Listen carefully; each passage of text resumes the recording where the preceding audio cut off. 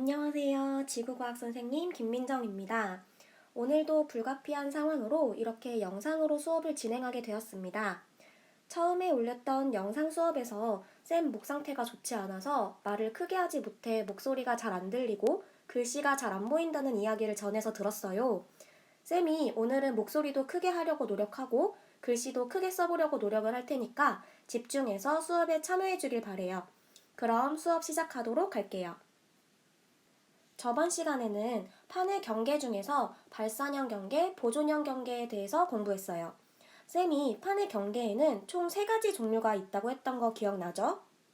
저번 시간에 발산형, 보존형에 대해서 배웠으니까 오늘은 수렴형 경계에 대해서 공부해 보도록 할게요.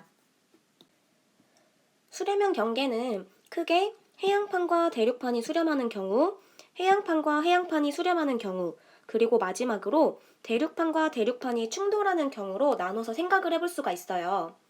먼저 해양판과 대륙판이 수렴하는 경우부터 공부를 해볼 건데, 원래 선생님이 여기에다가 필기를 할 내용인데 글씨가 작아서 안 보인다고 하는 친구들이 있어서 선생님이 빈 노트에다가 새롭게 적을 테니까 여러분은 여기 안에다가 필기를 하면 됩니다.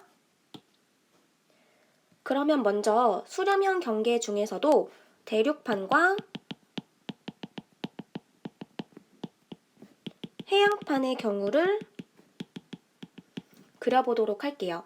선생님이 대륙판과 해양판 중에서 더 두꺼운 건 대륙판이라고 했었죠. 대륙판을 이렇게 두껍게 그리고 해양판을 옆에 이렇게 그려볼게요. 여기가 대륙판, 여기가 해양판입니다. 그러면 해양판 위에는 이렇게 물이 찰랑찰랑 흐르고 있을 거예요. 선생님이 저번 수업 시간에 대륙판과 해양판 중에서 밀도가 더 큰 건 바로 해양판이라고 했던 거 기억나죠?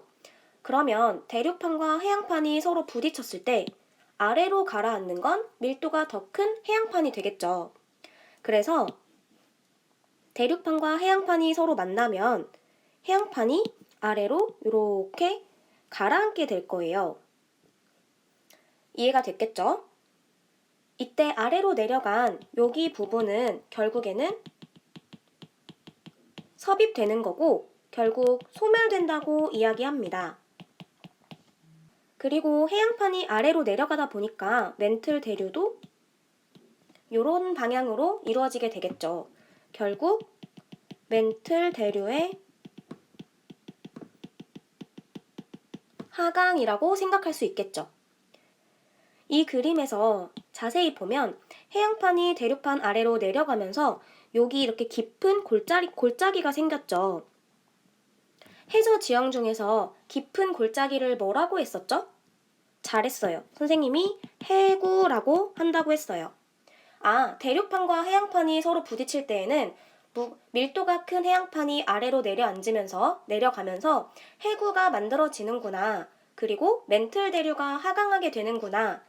아래로 내려간 해양판은 결국 섭입되어 소멸되는구나까지 이해할 수 있겠죠.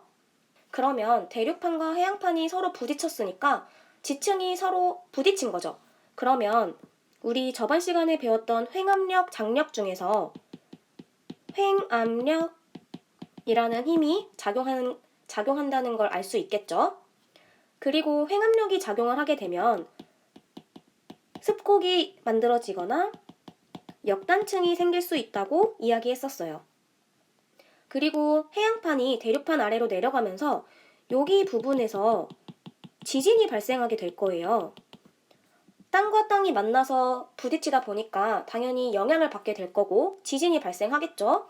그래서 해양판이 대륙판 아래로 내려감에 따라서 이렇게 천발지진, 중발지진, 신발지진 이렇게 발생하게 될 거예요. 천발지진, 중발지진, 신발지진은 진원의 깊이에 따라서 구분을 한다고 했던 거 기억나죠? 그래서 천발지진, 중발지진, 신발지진 이렇게 발생을 할 거예요. 그러면 우리가 정리할 때 지진이 발생하는데 천발지진부터 중발지진 그리고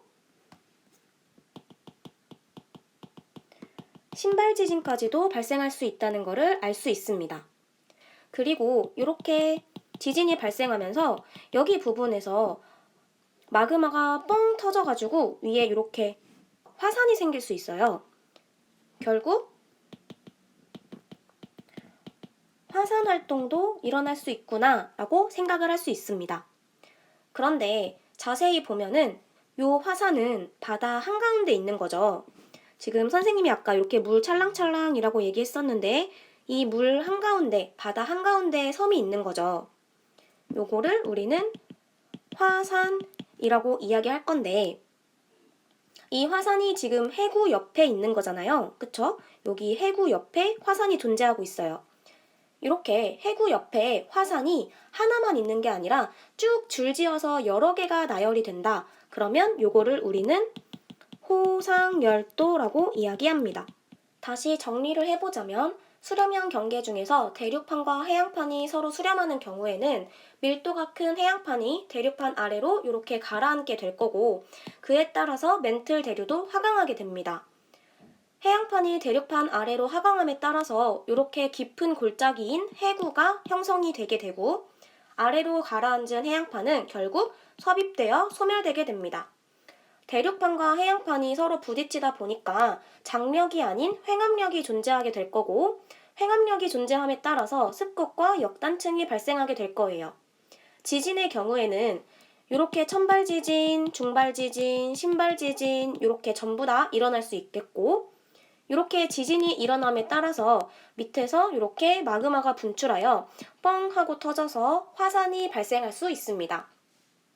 이때 이 화산은 바다 한가운데에 있는 거고 이 화산이 해구 옆에 하나만 존재하는 게 아니라 여러 개의 띠 모양으로 줄지어서 나타난다면 그거를 우리는 호상열도라고 부르게 됩니다. 그러면 대륙판과 해양판이 부딪히는 경우가 이 경우만 있냐? 그렇지 않아요. 한 가지를 더 생각을 해볼게요. 똑같이 대륙판과 해양판이 부딪히는 경우입니다. 똑같이 대륙판이 더 두꺼울 거고 더 얇은 해양판이지만 밀도가 더 크기 때문에 서로 부딪혔을 때 해양판이 이렇게 아래로 들어가게 될 거예요. 요게 대륙판, 요게 해양판입니다. 그러면 아까와 마찬가지로 이 해양판 여기 아래 부분은 결국 섭입되어 소멸되게 될 거예요. 그리고 아까와 마찬가지로 이렇게 해양판 위에는 물이 찰랑찰랑하게 흐르고 있을 거예요. 바다가 형성되어 있겠죠. 그러면 아까처럼 이렇게 깊은 골짜기인 해구가 형성이 될 거고 마찬가지로 멘틀 대류가 하강하게 됩니다.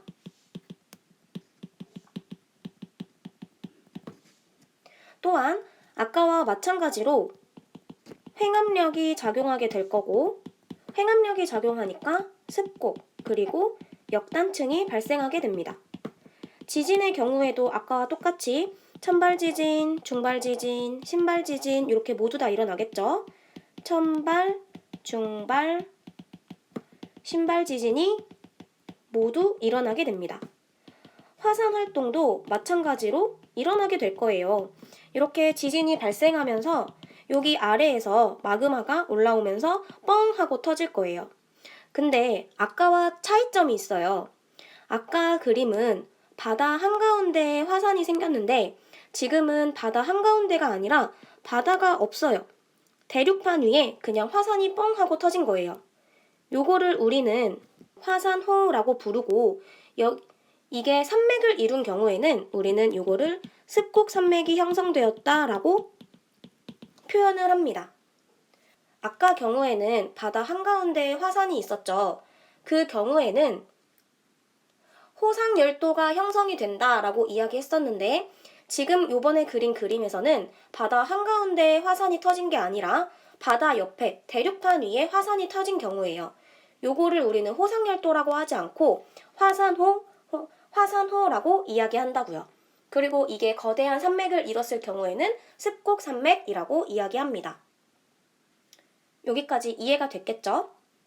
그러면 다시 학습지로 돌아가서 볼게요. 해양판과 대륙판이 수렴하는 경우 이렇게 대륙판의 밀도가 더 작기 때문에 연약권 아래로 섭입하고 횡압력에 의해서 습곡 산맥이 발달하게 된다. 여기까진 이해가 됐죠? 그래서 대표적인 예로는 페루 칠레 해구를 생각할 수 있는데요. 요거는 조금 이따가 그림으로 확인을 한번 해보도록 할게요. 그 다음으로 해양판과 해양판이 수렴하는 경우를 같이 보도록 할게요. 요 경우도 여기에다가 여러분들은 필기를 하면 됩니다.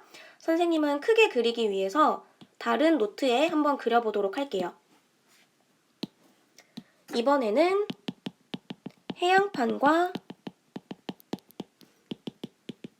해양판이 서로 수렴하는 경우입니다.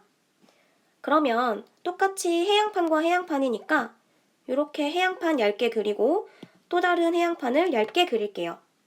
이 경우에 해양판이지만 둘 중에 하나는 밀도가 더 크고 하나는 더 작을 거예요. 예를 들어서 이쪽에 있는 해양판을 밀도가 작다고 표현을 하고 이쪽에 있는 해양판을 밀도가 크다고 표현을 한번 해볼게요. 그러면 같은 해양판이지만 둘 중에 밀도가 더 큰 게 아래로 섭입하게 되겠죠. 이렇게 아래로 내려가게 될 거예요. 이 경우에도 마찬가지로 이렇게 멘틀 대류가 하강하게 될 거예요. 그리고 이렇게 아래로 내려간 부분은 결국 섭입되고 나중에는 소멸되게 되겠죠. 그리고 해양판이다 보니까 여기는 당연히 물이 이렇게 찰랑찰랑 차 있을 거고 밀도가 큰 해양판이 아래로 가라앉으면서 이렇게 깊은 골짜기인 무엇을 형성했다? 해구를 형성했다는 것을 알 수 있겠죠. 그러면 이 경우에도 판과 판이 서로 부딪혔으니까 횡압력이 존재하게 될 거고 횡압력이 존재하니까 결국 습곡과 역단층이 발생하게 될 거예요. 또한 여기도 밀도가 큰 해양판이 아래로 내려가면서 천발지진, 중발지진, 그리고 신발지진 이렇게 발생을 하겠죠. 이것도 마찬가지로 지진이 천발, 중발, 신발 지진이 모두 발생하게 됩니다. 또한 여기도 당연히 화산 활동이 존재하겠죠. 이렇게 밑에서 지진이 일어나면서 마그마가 올라오다가 뻥 하고 터질 거예요. 이 경우에도 화산이 생기겠죠. 화산이 생기는데 얘는 바다 한가운데에 있는 섬이 된 거예요. 요거를 우리는 뭐라고 한다고 했죠? 해구 옆에 화산이 여러 개가 줄지어 있으면 요거를 우리는 호상열도라고 표현한다고 했어요. 해양판과 해양판이 서로 부딪히면 밀도가 더 큰 해양판이 밀도가 작은 해양판 아래로 섭입하게 되고 결국 밀도가 큰 해양판은 소멸되게 되는구나. 그리고 그에 따라서 멘틀 대류가 하강하게 될 거예요. 그쵸? 그리고 밀도가 큰 해양판이 밀도가 작은 해양판 아래로 내려가면서 이렇게 해구가 형성이 되게 될 거고 횡압력에 의해서 습곡과 역단층이 발생하게 됩니다. 지진 또한 천발지진, 중발지진, 신발지진 모두 발생하게 되고 이렇게 마그마가 위로 올라와서 뻥 터지면서 화산이 생기게 되는데 이 화산은 해구 바로 옆에 그리고 바다 한가운데에 존재하게 되고 이 화산이 해구 옆에 한 개가 아닌 여러 개가 쭉 줄지어 있다면 요거를 우리는 호상열도라고 표현을 한다고 했어요. 여기까지 이해가 됐죠? 그러면 선생님이 퀴즈를 하나 내볼게요. 그림에 이렇게 해구가 존재한다고 하고 그 옆에 줄지어서 화산이 이렇게 존재한다고 할게요. 선생님이 이렇게 화산이라고 이야기했지만 해구 옆에 줄지어 있는 거죠, 화산이. 요거를 뭐라고 한다고 했죠? 호상열도라고 표현한다고 했어요. 이 경우에 해구를 기준으로 왼쪽에 있는 판을 1번이라고 하고 오른쪽에 있는 걸 2번이라고 할게요. 이때 1번과 2번의 밀도를 비교해보자 라고 할 때 1번과 2번 중 밀도가 더 큰 건 어떤 걸까요? 잘 생각해보면 답을 쉽게 찾을 수 있어요, 여러분. 아까 선생님이 왼쪽에 그린 그림을 한번 볼게요. 밀도가 큰 해양판이 이렇게 아래로 섭입됨에 따라서 마그마가 올라와서 화산이 발생했죠. 이때는 화산이 발생할 때 밀도가 큰 판이 아니라 밀도가 작은 판 위에 이렇게 화산이 형성되게 됩니다.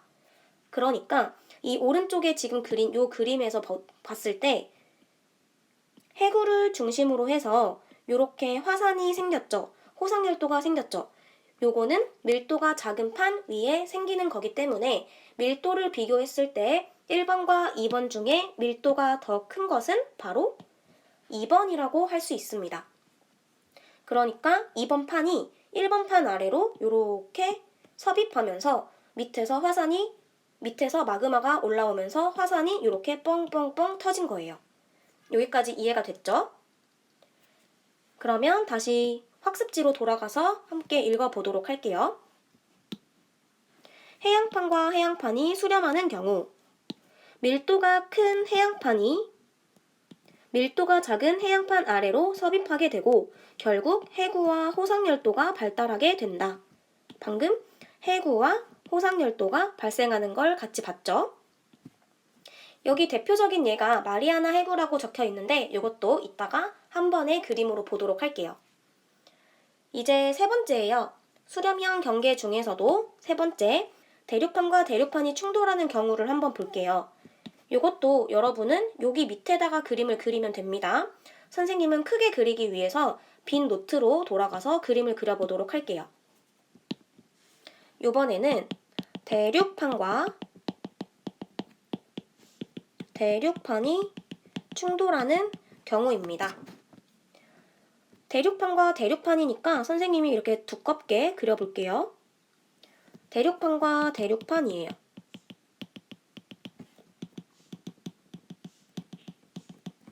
이 경우에 대륙판 주변에는 이렇게 퇴적물들이 퇴적되어 있을 수 있겠죠? 이렇게 퇴적물들이 존재할 수 있어요. 이 퇴적물이 존재하는 대륙판들이 이렇게 서로 충돌을 한다고 해볼게요. 그러면 이 충돌함에 따라서 퇴적물들이 서로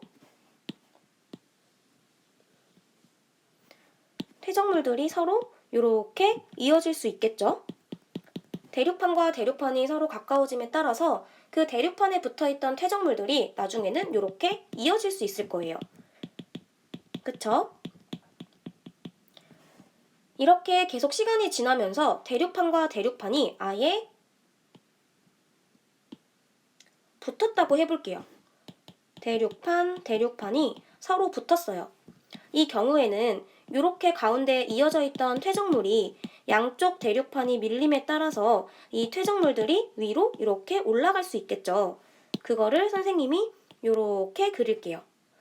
원래는 퇴적물들이었는데 대륙판과 대륙판이 서로 이렇게 충돌함에 따라서 밑에 있던 퇴적물들이 서로 밀려서 이렇게 위로 솟아올랐어요.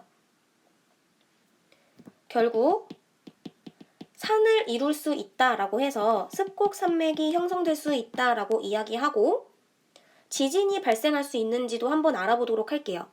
판과 판, 그러니까 땅과 땅이 부딪히니까 당연히 지진이 발생할 수 있겠죠. 하지만 이 경우에는 천발 지진과 중발 지진만 발생하게 됩니다. 신발 지진은 300km 이상의 깊이에서 발생한 지진인 경우에 신발 지진이라고 한다고 했죠.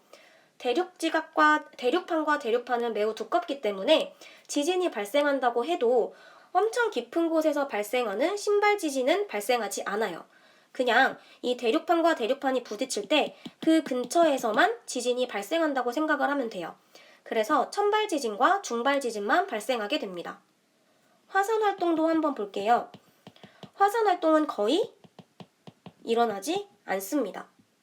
물론 마그마는 생기기는 해요. 하지만 두꺼운 대륙판이 서로 부딪히는 거니까 그 마그마가 두꺼운 대륙판을 뚫고 올라올 수가 없어요. 그렇기 때문에 화산 활동은 거의 일어나지 않는다라고 생각을 하면 됩니다.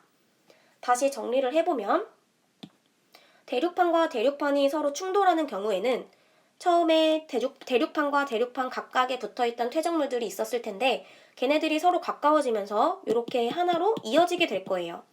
시간이 지남에 따라서 대륙판이 계속 이렇게 이동을 해서 대륙판과 대륙판이 서로 붙었어요. 그 경우에는 퇴적물이 위로 이렇게 솟아오르면서 하나의 습곡산맥을 이룰 수가 있습니다. 이 경우의 지진은 지하 깊은 곳에서 일어나는 신발 지진은 발생하지 않고 천발 지진과 중발 지진만 발생하게 됩니다. 또한 화산 활동 같은 경우에는 마그마가 생기기는 하겠지만 두꺼운 대륙판이 부딪힐 때 그 대륙판을 뚫고 올라올 수가 없기 때문에 화산 활동은 거의 일어나지 않습니다. 여기까지 모두 이해가 됐죠? 그러면 다시 학습지로 돌아와서 읽어보도록 할게요. 대륙판과 대륙판이 충돌하는 경우에는 대륙판의 밀도가 작아서 연약권 아래로 섭입하지 못하고 서로 충돌만 하게 될 거예요. 그 경우에 횡압력에 의해서 습곡산맥이 발달하게 됩니다. 이 경우의 대표적인 예로는 히말라야 산맥이 있습니다. 그러면 요거를 그림으로 한번 지도로 한번 볼게요. 우리 여기 우리나라랑 일본 열도가 존재하죠. 그리고 그 옆에 필리핀판이 이렇게 존재하고 여기는 태평양판이 존재합니다. 이렇게 우리나라와 일본 열도를 포함한 판을 유라시아판이라고 얘기를 하는데 이 유라시아판과 태평양판이 서로 수렴할 때, 서로 부딪힐 때 해양판은 태평양판이기 때문에 이 태평양판이 유라시아판 아래로 들어가게 됩니다. 그러면서 여기 부분에 해구를 형성하게 되는데요. 여기에 해구를 형성하게 됩니다.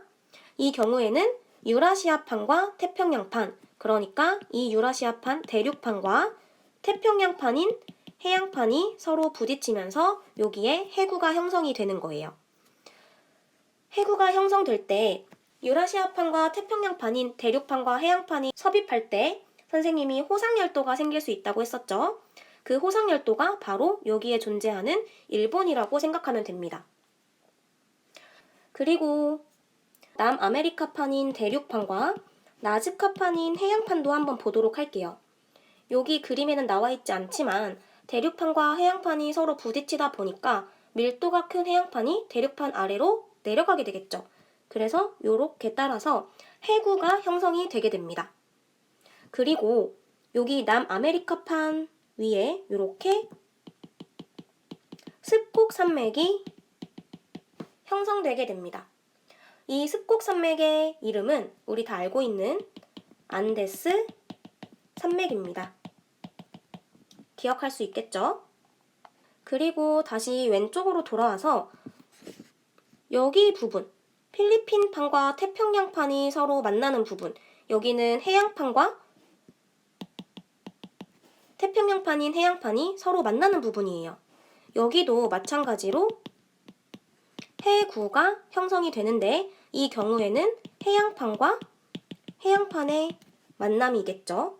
이 경우에도 호상열도가 형성되게 됩니다. 그리고 여기서 생긴 이 해구는 가장 깊은 해구라고 불리죠. 마리아나 해구가 존재하는 곳이기도 합니다. 기억할 수 있겠죠? 그리고 여기 보면은 이렇게 화살표 보이죠? 이 부분은 대륙판과 대륙판이 만나는 곳이에요. 여기는 산맥이 형성이 되는데 아까 선생님이 대륙판과 대륙판이 만나면 습곡산맥을 이룬다고 했었죠. 여기에 형성된 산맥이 바로 우리 다 아는 히말라야 산맥이 됩니다. 이렇게 지금 수렴형 경계 중에서도 3가지 종류를 알아봤어요. 대륙판과 해양판이 부딪히는 경우, 해양판과 해양판이 부딪히는 경우, 그리고 대륙판과 대륙판이 부딪히는 경우 이렇게 다 구분 지어서 공부를 해봤으니까 잘 기억해야 되고, 어제 선생님이 설명을 따로 안 했었는데 여기 하나 더 설명을 하면 이렇게 화살표 방향이 양 옆으로 수평으로 이동하고 있죠. 요거는 선생님이 어제 보존형 경계라고 이야기한다고 했었고, 여기에 형성되어 있는 것이 바로 변환단층인데 산 안드레아스 단층입니다. 수렴형 경계 설명은 여기까지 하도록 할게요. 그러면 학습지 맨 뒷장으로 돌아가 볼게요. 맨 뒷장에 EBS 수능 특강에 있는 표를 선생님이 이렇게 붙여왔어요.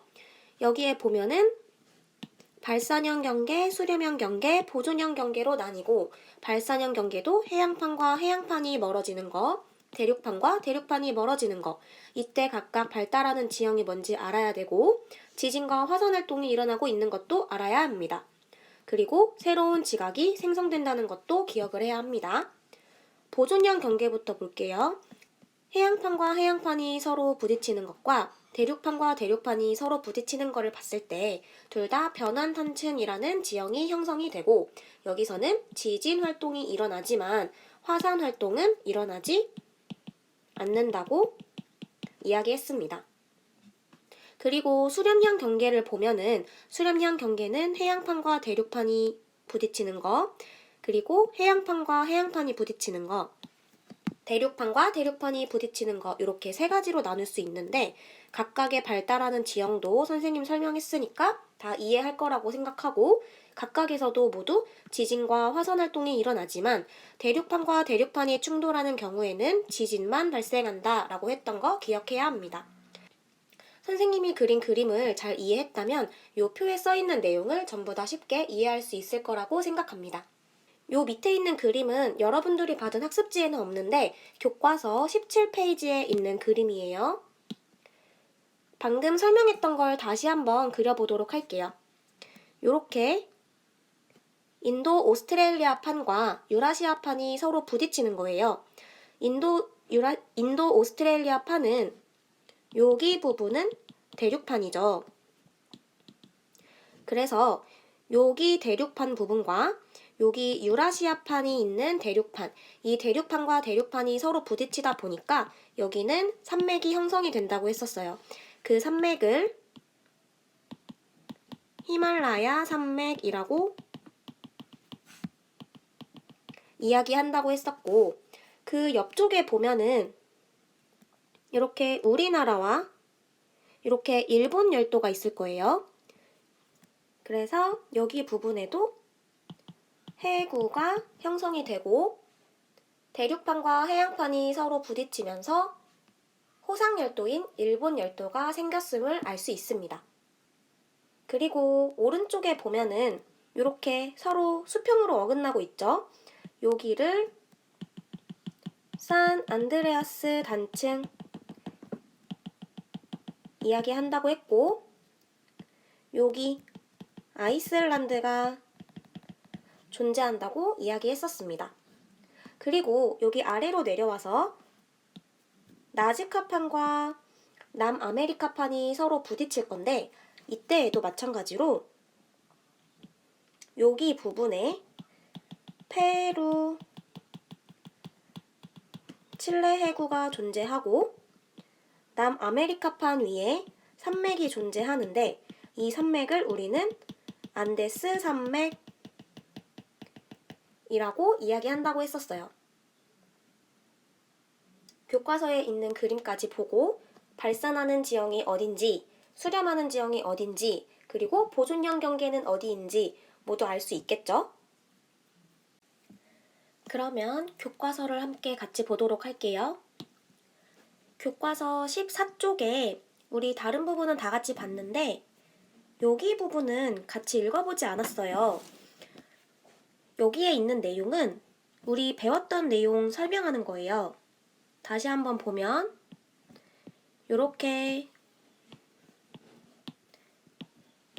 해령 있고, 해령이 있다고 할 때 해령을 기준으로 양 옆으로 판이 이동을 하죠. 이렇게 이동을 하는데 그때 해령과 해령 사이, 그러니까 여기 부분은 지진 활동이 일어난다, 요걸 설명하고 있는 거예요. 그리고 해령을 기준으로 양옆으로 판이 멀어지다 보니까 해저 확장설에 뒷받침을 해주는 증거이다 라고 설명을 하는 겁니다. 한번 읽어보면 모두들 이해가 될 거라고 생각합니다.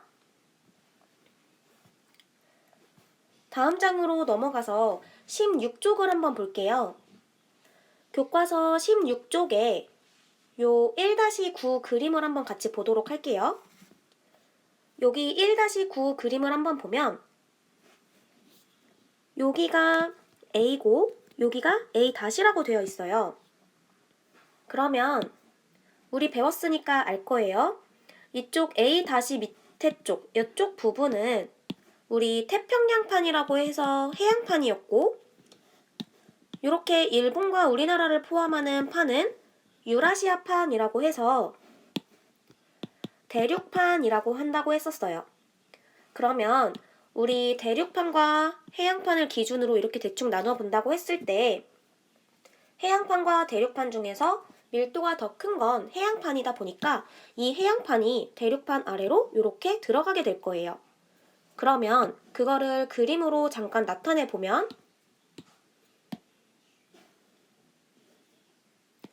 이렇게 대륙판, 이렇게 해양판이 되겠죠? 이때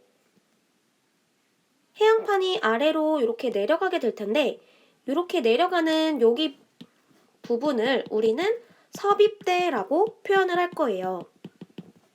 그러면 이 해구를 기준으로 해서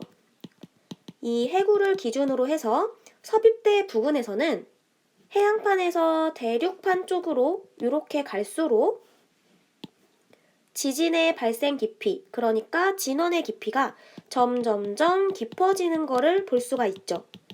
그러니까 섭입대를 기준으로 해서 해양판이 대륙판 아래로 내려갈 때 대륙판 쪽으로 갈수록 이쪽 편으로 갈수록 섭입대에서 지진이 발생하는 진원의 깊이는 점점 아래로 내려갑니다. 그러니까 점점 깊어지게 되는 거죠. 다시 정리를 하면 대륙판과 해양판이 있을 때 해양판이 대륙판 아래로 섭입해 들어갈 거예요. 밀도가 더 크니까요. 이때 섭입대를 기준으로 해서 이 해양판이 아래로 이렇게 내려갈 때 대륙판 쪽으로 이쪽으로 갈수록, 그러니까 이렇게 내려갈수록 진원의 깊이는 점점 깊어져서 천발지진, 중발지진, 신발지진 이렇게 발생한다는 이야기입니다. 교과서로 다시 볼게요. 이 그림에서는 해양판이 대륙판 아래로 이렇게 들어갈 거예요. 그러면 이 해양판이 대륙판 아래로 내려갈수록 진원의 깊이는 점점 깊어지겠죠. 맞나 한번 볼게요. 이쪽 부분에는 보라색, 그리고 안쪽으로 갈수록 연두색으로 표현이 되어 있어요. 근데 이 아래 그래프를 보니까 보라색보다는 연두색 쪽으로 갈수록 진원의 깊이는 더 깊은 거래요. 아, 해양판에서 대륙판 아래로 섭입돼 들어갈수록 진원의 깊이는 점점점 깊어지는구나. 그러니까 천발지진, 중발지진, 신발지진 이렇게 나타나는구나 라는 이야기입니다. 오른쪽 그림도 한번 다시 볼게요. B와 B-를 구분하는 건데 이 B 쪽은 현재 해양판인 거고 B-는 대륙판이에요. 그러면 해양판이 대륙판 아래로 이렇게 섭입해서 들어가겠죠. 그러면 해양판이 대륙판 아래로 섭입해서 들어감에 따라서 섭입대를 기준으로 봤을 때 대륙판 쪽으로 들어갈수록 진원의 깊이는 점점점 깊어지는 거죠. 여기 아래 그래프에서도 알 수 있듯이 보라색에서 초록색으로 갈수록 점점 진원의 깊이가 깊은 거래요. 만나 볼게요. 해양판이 대륙판 아래로 내려갈 거예요. 처음에는 보라색, 그 다음에 파란색, 그 다음에 초록색, 천발지진, 중발지진, 신발지진 이렇게 나타난다는 것을 알 수가 있죠. 다 이해가 됐을 거라고 생각을 해요. 혹시나 이해가 되지 않는 친구들은 선생님을 만났을 때 다시 한번 질문을 하면은 다시 설명을 해주도록 할게요. 결국에는 여기 아래에서 설명하고자 하는 거는 대륙이동설, 렌틀 대류설, 해저 확장설들이 결국엔 모이고 모여서 하나의 이론 정립하게 되었는데 그 정립된 이론의 이름을 우리는 판구조론이라고 한다는 얘기예요. 여기 아래에 있는 내용도 선생님이 설명을 했던 거니까 읽어보면 무슨 내용인지 알 수 있을 거예요. 그러면 오늘 수업은 여기까지 하도록 하겠습니다. 모르는 내용이 있으면 꼭 복습을 하고 선생님 만났을 때 다시 한번 질문을 했으면 좋겠어요. 오늘도 모두들 고생했어요.